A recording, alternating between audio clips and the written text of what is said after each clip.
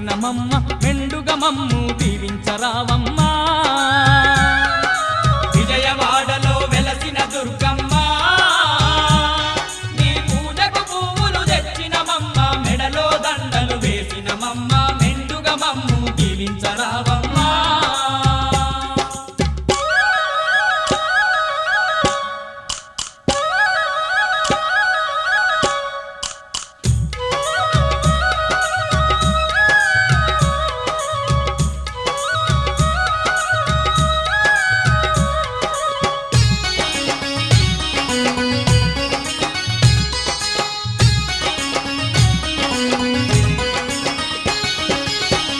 పళ్ళతో పూజలు నీకు అన్న పూజలతో అర్చన నీకు